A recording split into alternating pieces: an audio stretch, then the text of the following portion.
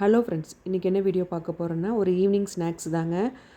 4 வாழைக்காய் இருந்தது. சரி, இதை வச்சு வாழைக்காய் கோலா உருண்டை செஞ்சிடலாம், ஸ்கூல் விட்டு வரும்போது நல்லா சூடாக செஞ்சு கொடுத்துடலான்னு சொல்லிட்டு 4 வாழைக்காய் எடுத்து வச்சுருக்கேங்க. இது நல்லா வாஷ் பண்ணிவிட்டு கட் பண்ணிவிட்டு குக்கரில் சேர்த்துக்கலாங்க.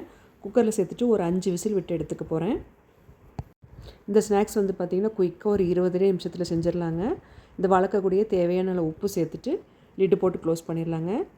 அதே சமயத்தில் வந்து இன்னொரு இரும்பு கடாயில் தேவையான அளவு எண்ணெய் சேர்த்துருக்கேன். ஒரு 2 மீடியம் சைஸ் வெங்காயம் சேர்த்துக்கிறேங்க. ஒரு துண்டளவுக்கு இஞ்சி, ஒரு 4-5 பல் பூண்டு, கொஞ்சமாக சோம்பு, காரத்துக்கு வந்து பார்த்திங்கன்னா பச்சை மிளகா சேர்த்துக்கிறேன். இது வேகிறதுக்கு, அதாவது இதுக்கு தேவையான அளவு உப்பு சேர்த்துக்கலாங்க.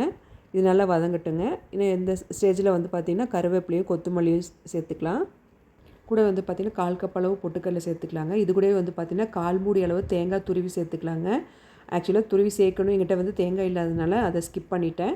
இது நல்லா ஒரு பாத்திரத்துக்கு மாற்றி எடுத்துட்டேங்க, ஆறிட்டு இருக்கட்டும்.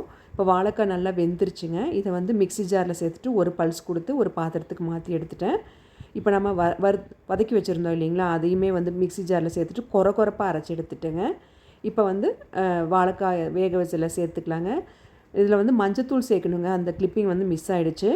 சேர்த்துட்டு உப்பு காரெல்லாம் ஒரு டைம் செக் பண்ணிவிட்டு அப்புறம் நம்ம காஞ்ச எண்ணெயில் போட்டு ஒரு 2 நிமிஷத்துக்கு வறுத்து எடுத்தால் போதுங்க. ஏன்னா வாழைக்காய் இது எல்லாமே வெந்தது தான், கலர் மட்டும் சேஞ்ச் ஆனால் போதும்.